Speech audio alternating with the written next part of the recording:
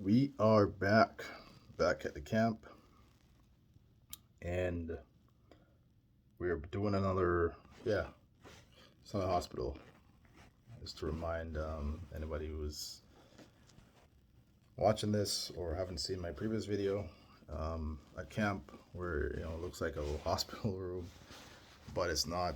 I'm doing a 14 and 7 at this camp, 14 and 7 rotation, so I'm on 14 days, off for 7, and I'm back on another 14 days.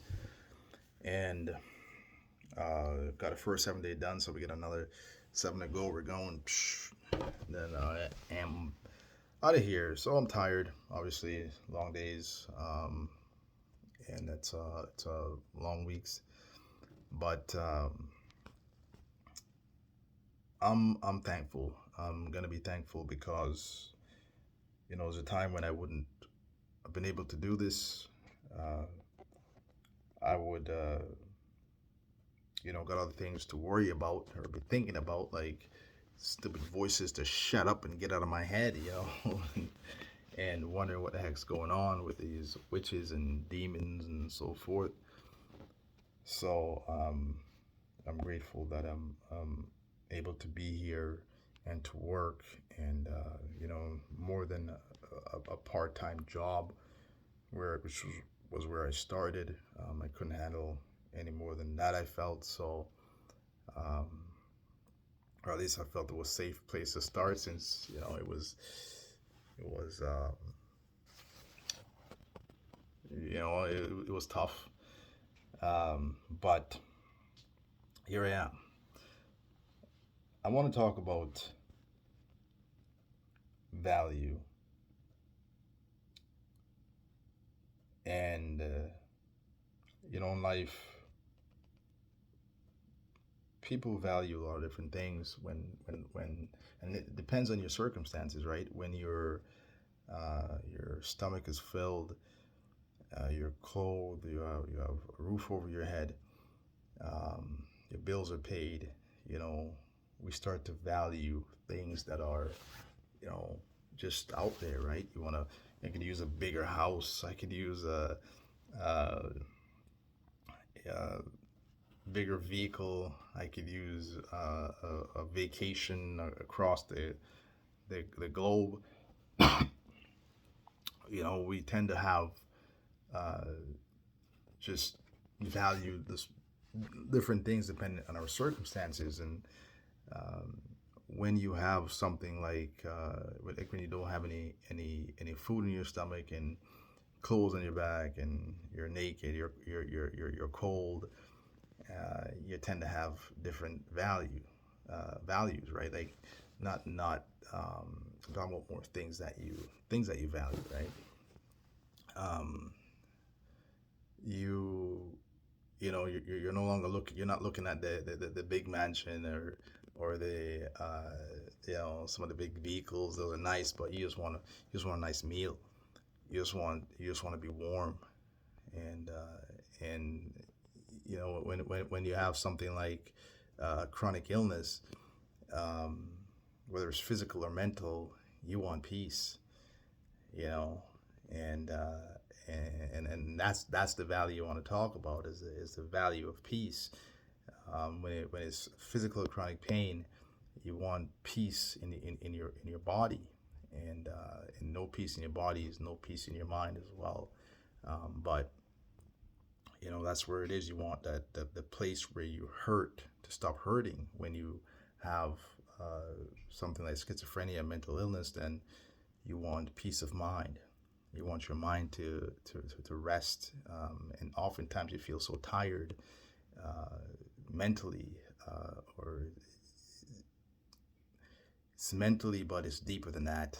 You know, it's deeper than that. There's an exhaustion that it just hits you in a place that you know you just want to rest. And sometimes that's what leads people to take their lives. It's that exhaustion. It's just, you just want to end it. You just want rest. You just want to cease. And so there's a great value in peace, a peace of mind. Um, when I was going through the thick of it, I would hide myself in my room. I would lock my doors. I would turn on my music real loud. Not my music, my television. I watch movies. Sometimes I didn't really do a lot of music that well because it's just things. Sometimes it just didn't hit me the way it does for some people. Um, so I played videos and I would turn those up. I didn't want to hear anybody outside or in my house because just hearing somebody's footsteps, hearing somebody's voice would just send my mind racing. So isolation was my place of preference, and just shut the whole world out. Um, I did get a little bit of, I guess, what I was looking for in those moments, but it wasn't real because as soon as the noise stopped, I could hear somebody. My mind would, all the demons would come back, and I would suffer once again. And I think the reason why that was like that was because I did not want to pay the price for the peace that I said I valued, right? Or act as if I valued it, and I didn't want to pay the price for it because I wanted to just be given to me without me doing any work, right? And I only continued to suffer when I got the understanding of what to do, what I was going to do. Um, is amazing because it took me the understanding took me from the place of safety that I felt I was safe, and it brought me into the place that I was hiding from this whole time, into the presence of people. It was very interesting, right? The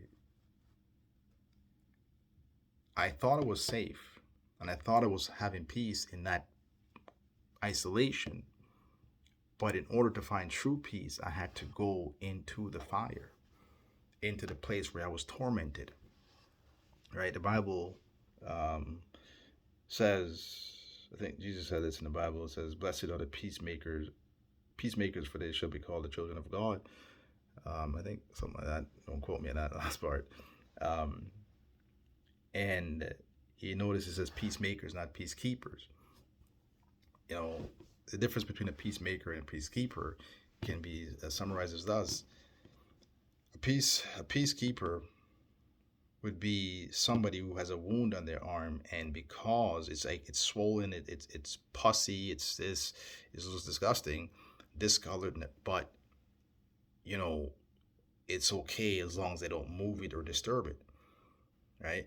So they'll leave it there because they have that, there's it's not they're not in pain. They're in pain, but they're not suffering as much. And the more they move their arm, they touch it, it hurts. So the best thing to do is just leave it alone, right? Keep that level of peace. Whereas a peace um, peacemaker, a peacemaker now would be someone who would have the wound cut open, have it bleed out all that pus and sickness and whatever bleed out, cleaned off, disinfected, put a bandage on it. It'll hurt like heck, but that's going to bring a greater resolution as opposed to leaving the damn thing the way it was. You're going to lose your hand, maybe your life. But that person was able to save themselves. The other person who cut it open, right?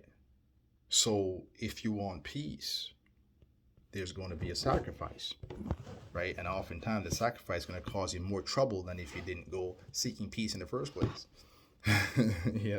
It's like somebody else who has like maybe chronic pain in their limbs, or any kind of issues like that, where you go see a therapist and they'll get you to start moving that limb when you just had it just the way it was, not moving, not doing anything. Well, it felt better, but that's actually going to cause you more pain in the long run.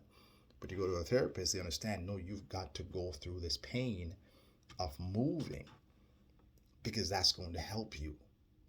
right? Find better peace in your body, right? And so that's the trap that people fall into with mental illness, is that we want to hide away from the world, right? When I was in that room hiding away from everybody, and I had to go out there and face the world, and it was very tough. It was very difficult. I was terrified. I was shaking. I was afraid. But I was able to find peace by standing in the midst of those challenges. You know, the thought broadcasting, the hate, and all these things, the mockery. I I I took all of that, and instead of allowing it to twist me up, make me angry, make me this, and you face all those, but that's just all the pus that's coming up. You know, you feel the hate, you feel the anger, you want to fight, you want to confront, you want to run. It's all that pus, that sickness coming up. So you stand through it and you give love, you give um, you give kindness, you give respect, you give all the good things. You move towards them, you greet them, you treat them how you like to be treated.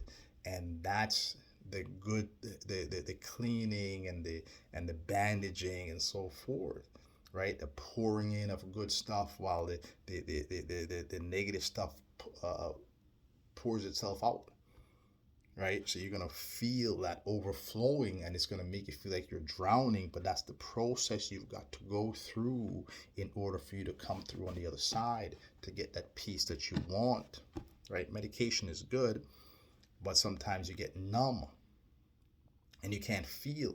So you think you're good, but then as soon as everything stops, then you're hit with all that again. But because you didn't go through the work of actually calming the storm, the work of actually cleaning the wound, letting it pour out, and maintaining yourself, right? And don't lose yourself. You give what you want. You keep your eyes open and you endure that pain, and you meet it with a good mind, an intentional mind, a purpose mind, and that allows you to rise into that peace that you value, that you desire, right? And sometimes you're on medication, you have the breakthrough symptoms, and that's an opportunity for you to learn um, to interact in those manner, right? So um, it's that's